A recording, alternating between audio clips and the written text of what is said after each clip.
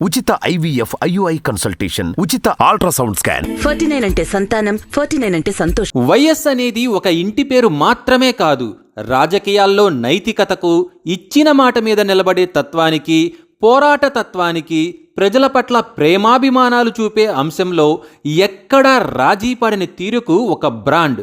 ఒకప్పటి రాజకీయాలంటే ఒక వంచన, మోసం, వాడుకుని వదిలేయటం, నమ్మించి మోసం చేయటం, ఇవే ఉండేవి. వైఎస్ వచ్చాకే రాజకీయాలకు విలువ, నాయకులకు గౌరవం దక్కాయి. ఇప్పుడు మళ్ళీ ఆ తండ్రి అడుగుజాడల్లో నడుస్తూ వైఎస్ జగన్మోహన్ రెడ్డి తన తండ్రిని మించిన తనయుడు అయ్యారు.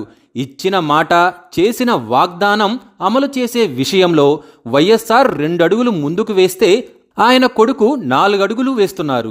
ప్రజల్ని పాలించడం కాదు, లాలించడం ముఖ్యమంత్రి బాధ్యత అని సరికొత్త నిర్వచనం ఇచ్చారు.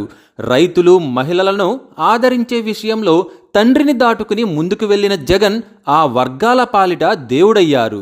తండ్రి ఆశయాలు నెరవేర్చే విషయంలో జగన్మోహన్ రెడ్డి అన్ని విధాలా సక్సెస్ అయ్యారనే చెప్పాలి.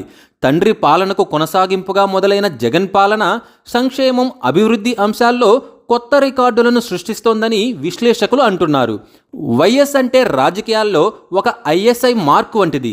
అలాంటి ఇంటి పేరును కొంతమంది స్వలాభం కోసం, రాజకీయ లబ్ధి కోసం వాడుకోవటం నిజంగా దురదృష్టమని కొందరు వైఎస్ అభిమానులు అంటున్నారు.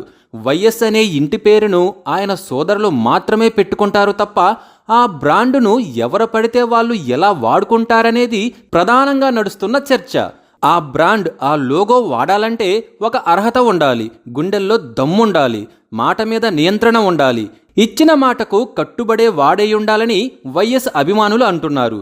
పేరు బాగుంది కదా అని ఎవరు పడితే వాళ్ళు ఎలా వాడుకుంటారు? అది పబ్లిక్ ప్రాపర్టీ కాదు కదా. వైఎస్ అనే బ్రాండును వాడుకుని లబ్ధి పొందాలనుకునే వాళ్లకు ప్రజలే బుద్ధి చెబుతారని విశ్లేషకులు అంటున్నారు.